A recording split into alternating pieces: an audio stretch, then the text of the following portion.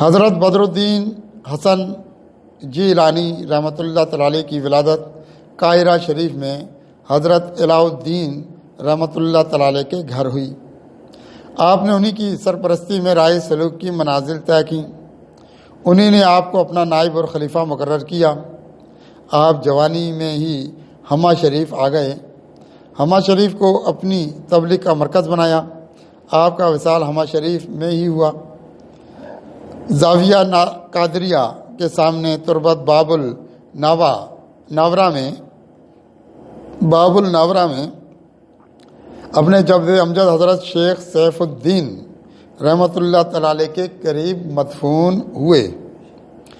آپ اور آپ کا مزار اقدس ولایت کی روشنی سے منور ہے۔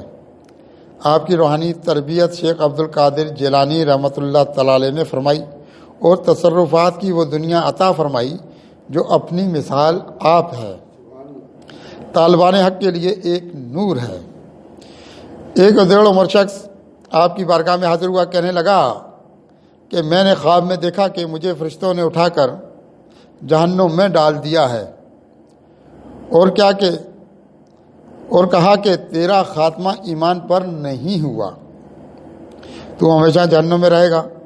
حالانکہ خواب کے برعکس میں مسلمان ہوں، میرے عقیدے بھی درست ہیں، ایک خدا کی عبادت کرتا ہوں اور خدا کو ایک ہی مانتا ہوں، قرآن پاک کو اللہ کی کتاب جانتا ہوں اور رسول اللہ صلی اللہ علیہ وسلم کو اللہ کا رسول مانتا ہوں۔ آپ نے اس کی باتیں سنی، پھر مراقبے میں چلے گئے۔ کچھ دیر کے بعد مراقبے سے باہر آئے، فرمانے لگے کہ جو تم نے خواب دیکھا ہے وہ سچا خواب ہے، تو ازلی بدبخت ہے، تیرا ایمان سلب ہو جائے گا۔ اس ادیڑ عمر شخص پر آپ کی بات سن کر ایک قیامت بیت گئی۔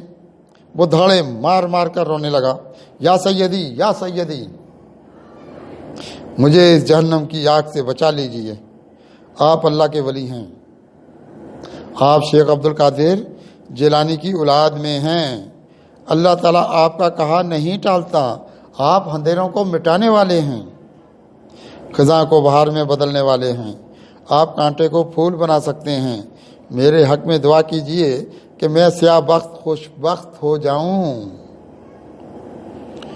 وہ فریادیں کر رہا تھا، اس کی آنکھیں آنسوؤں سے بھر چکی تھیں۔ آپ کو اس پر رحم آیا۔ آپ نے مراقبے میں شیخ عبد القادر جیلانی رحمۃ اللہ تعالی علیہ سے رجوع کیا اور عرض کیا کہ اس بدبخت بندے کے لیے کوئی راستہ نکالا جائے۔ شیخ عبد القادر جیلانی رحمۃ اللہ تعالی علیہ روحانی مراقبے میں آپ پر ظاہر ہوئے اور فرمایا کہ بیٹا، اللہ تعالیٰ اس بندے کو خوش بخت بنا دے گا کیونکہ یہ تمہاری بارگاہ میں آ چکا ہے، تمام عمر تمہارے عقیدت مندوں میں رہے گا۔ پھر مراقبہ ختم ہونے کے بعد آپ نے اس شخص کو خوشخبری سنائی اور وہ خوشی خوشی اپنے گھر گیا۔ ایران کا رہنے والا ایک شخص آپ کا عقیدت مند تھا، وہ روزانہ آپ کی بارگاہ میں حاضر رہتا تھا۔ ایک دن وہ آیا تو آپ اداس تھے، غمزدہ دکھائی دے رہے تھے۔ اس نے پوچھا، یا سیدی، اس اداسی کا سبب کیا ہے؟ آپ نے فرمایا کہ اس اداسی کا سبب تمہاری والدہ ہیں جو ایران میں انتقال کر چکی ہیں۔ کچھ دیر میں جنازہ اٹھایا جائے گا، اسے دفنا دیا جائے گا۔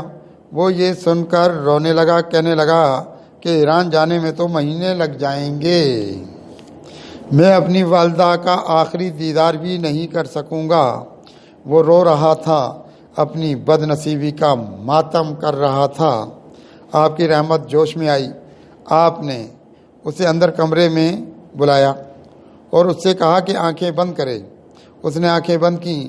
پھر اسے آپ نے آنکھیں کھولنے کو کہا تو اس نے آنکھیں کھولیں تو وہ ایران میں اپنی والدہ کے جنازے کے پاس تھا۔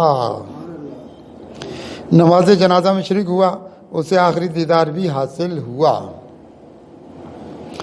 آپ ایک غیر مسلم آبادی میں تبلیغ کی غرض سے تشریف لے گئے، اسلام کی حقانیت بیان کی، انہیں بتایا کہ اللہ تعالیٰ ایک ہے، ہر چیز اسی نے بنائی ہے، اسی ایک اللہ کی عبادت کرنی چاہیے، لیکن وہ آپ کی بات ماننے کے لیے تیار نہیں تھے۔